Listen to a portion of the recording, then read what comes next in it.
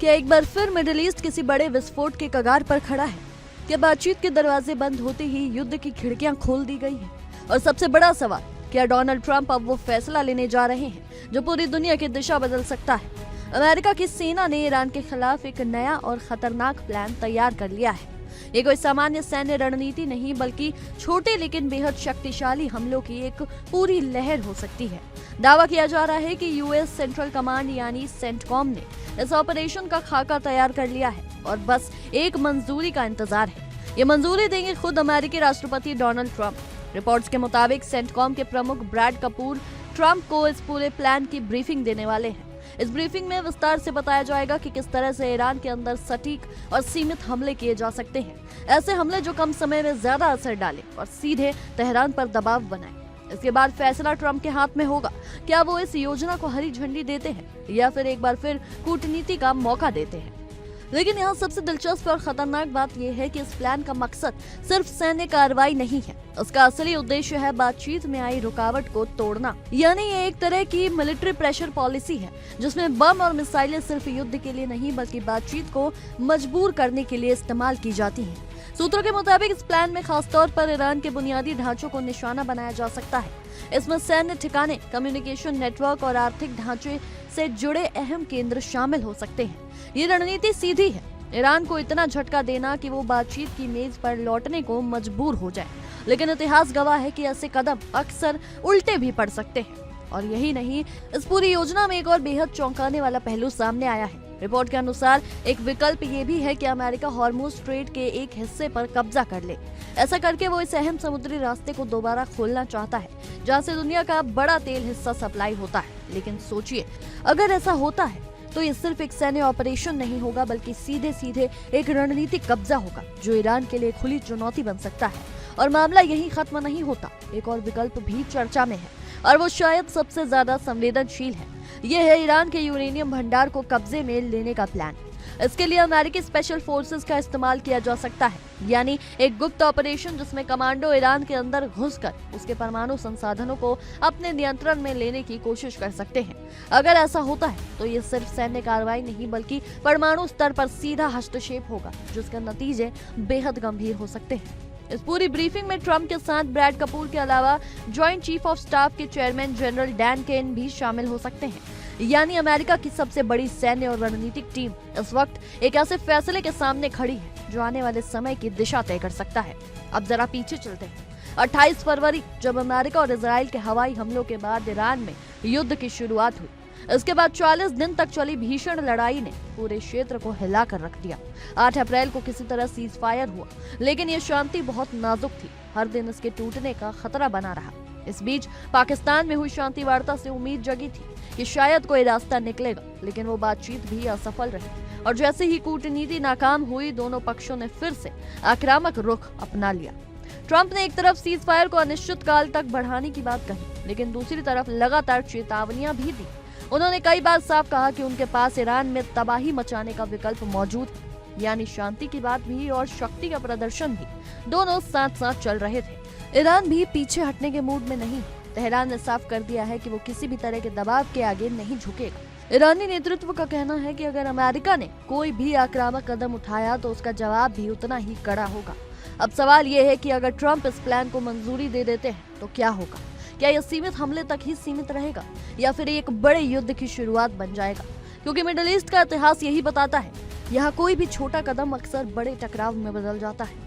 एक मिसाइल, एक हमला, एक गलती और फिर हालात नियंत्रण से बाहर हो सकते हैं। इसका असर सिर्फ अमेरिका और ईरान तक सीमित नहीं रहेगा। इजराइल पहले से ही इस समीकरण का हिस्सा है। खाड़ी देश सतर्क है और रूस, चीन जैसे बड़े देश भी इस पूरे घटनाक्रम पर नजर रखे हुए हैं। अगर हालात बिगड़ते हैं तो ये संघर्ष एक वैश्विक टकराव का रूप ले सकता है। सबसे बड़ा असर पड़ेगा वैश्विक अर्थव्यवस्था पर। तेल की कीमतें उछल सकती हैं, बाजार गिर सकते हैं और कई देशों की अर्थव्यवस्था पर गहरा संकट आ सकता है। तो आखिर ट्रंप क्या चाहते हैं? क्या ये सब एक बड़ी डील हासिल करने की रणनीति है या फिर ये उस युद्ध की तैयारी है जिसकी आहट दुनिया को पहले से सुनाई दे रही है? फिलहाल जवाब किसी के पास नहीं है, लेकिन इतना तय है कि आने वाले कुछ दिन और हफ्ते बेहद निर्णायक होंगे। हर बैठक, हर बयान और हर सैन्य गतिविधि एक बड़ा संकेत दे सकती है। दुनिया की नजरें अब सिर्फ एक चीज पर टिकी है, ट्रंप के अगले फैसले पर, क्योंकि अब जो भी होगा वो सिर्फ एक देश का नहीं बल्कि पूरी दुनिया का भविष्य तय कर सकता है। बहरहाल इसी मुद्दे पर देखिए हमारे सहयोगी आशीष पांडे के खास शो वर्ल्ड वॉर की ये खास पेशकश। ट्रंप ने ईरानी नेतृत्व पर सवाल उठा दिए और ट्रंप क्या कह रहे हैं कि अभी नेतृत्व कौन कर रहा है, ये पिक्चर ही क्लियर नहीं हो पा रही है। ये साफ नहीं हो पा रहा है कि आखिर ईरान का नेतृत्व कौन कर रहा है, कौन लीडर है, कौन इस युद्ध को, महायुद्ध को आगे ले जाएगा या शांति की बात करेगा। यह सबसे बड़ी चिंता की बात की गई है। सबसे बड़ी चिंता में यह भी कहा गया कि परमाणु कार्यक्रम बहुत बड़ी वाली टेंशन है मेरे लिए। परमाणु दुनिया के लिए बड़ा खतरा है, ये डोनाल्ड ट्रंप कहते हुए नजर आ रहे हैं। और यही तो परेशानी है ना दर्शकों,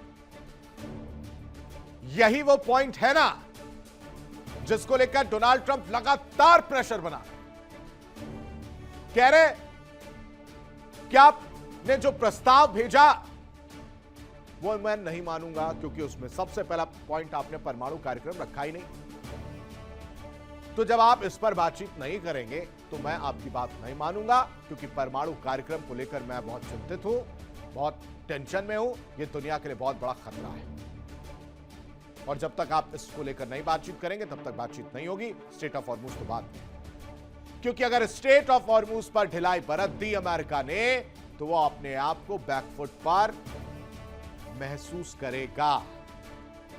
लेकिन एक और बड़ी खबर, इजराइल लेबनान के बीच युद्ध विराम के बाद भी लड़ाई लगातार जारी है। इजराइल लेबनान के बीच ये युद्ध विराम जो हुआ था वो दरअसल सिर्फ और सिर्फ दिखावा है, ये समझिए, क्योंकि लगातार हमले किए जा रहे हैं इजराइल की तरफ से भी। लेबनान के दक्षिणी हिस्से की अगर बात की जाए तो वहां पर हालात पूरी तरह से तनावपूर्ण नजर आ रहे हैं। इजरायली सेना लगातार एयर स्ट्राइक कर रही है, हवाई हमले कर रही है। मंगलवार रात हमला हुआ जिसमें 5 लोगों की मौत हो गई, साथ ही साथ लेबनानी सेना के 2 जवान भी घायल हुए हैं। एक तरफ डोनाल्ड ट्रंप की यह चिंता है, परमाणु दुनिया के लिए खतरा है, दूसरी तरफ सीजफायर की बात सामने आई थी 10 दिन का, उसके बाद से 2 हफ्ते और बढ़ाए गए, लेकिन उस सीजफायर की आड़ में लगातार हमले हो रहे हैं। कौन जिम्मेदार है? आपने तो कह दिया कि सीजफायर हो गया है, लेकिन उसमें जो पॉइंट्स रखे गए, जो गेम किया गया, वो यहां समझना जरूरी है। कहा गया कि सेल्फ डिफेंस के नाम पर हम हमला कर सकते हैं। तो क्या हर बार ये कौन तय करेगा कि पहला हमला कर कौन रहा है? हिजबुल्लाह? ये कैसे तय होगा कि इजराइल ने पहले हमला किया या हिजबुल्लाह हमला कर रहा है, जो ये प्रॉक्सीज है ईरान के? और सेल्फ डिफेंस की आड़ में कब तक हमले जारी रहेंगे? मौका चाहिए था, वो मौका नेतन्याहू को मिला है और इस मौके को दिलवाने के पीछे कहीं ना कहीं हाथ या दिमाग डोनाल्ड ट्रंप का है। आपको याद हो दर्शकों, जब सीजफायर वाली बात निकलकर सामने आई थी तब कहीं भी जिक्र नहीं था कि लेबनान इसमें शामिल है।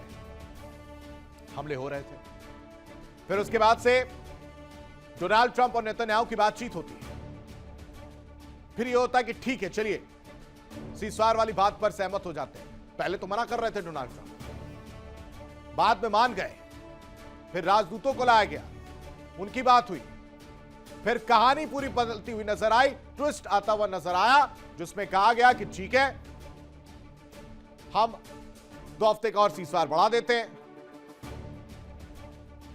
लेबनान के लोगों ने सोचा कि चलो ठीक है थोड़ी सी राहत मिली, लेकिन वो जब तक सोते उसी दौरान फिर हमला हो गया और कहा गया कि सेल्फ डिफेंस के नाम पर हमने हमला किया, क्योंकि उधर से हमले हो रहे थे। यानी हिजबुल्लाह को लेकर टारगेट किया जा रहा है और यही तो मकसद है। अब डोनाल्ड ट्रंप की जो छवि घटी और उनको लेकर पार्टी के अंदर नाराजगी भी देखने को मिली। पार्टी के अंदर भी महंगाई और आर्थिक नीतियों को लेकर नाराजगी, असंतोष लगातार बढ़ता नजर आ रहा है। लेकिन देखना होगा कि आने वाले मिड टर्म चुनाव पर इसका क्या असर पड़ता है, जहां राजनीतिक समीकरण बदलने की पूरी संभावना जताई जा रही है। किस तरह से, वो इस रिपोर्ट में समझिए।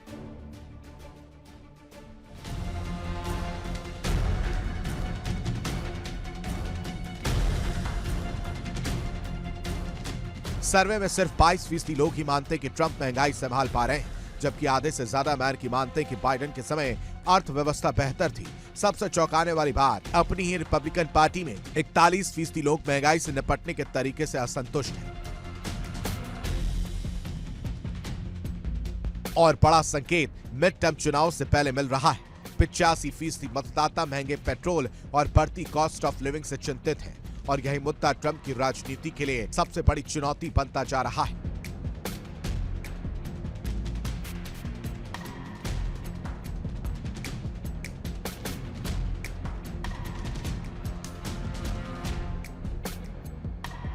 ईरान युद्ध जहां एक तरफ अंतर्राष्ट्रीय दबाव बढ़ा रहा है, वहीं दूसरी तरफ अमेरिका के भीतर आर्थिक नाराजगी ट्रंप की सियासत को झटका दे रही है। सवाल यही है, क्या ट्रंप इस गिरती लोकप्रियता की लहर को रोक पाएंगे?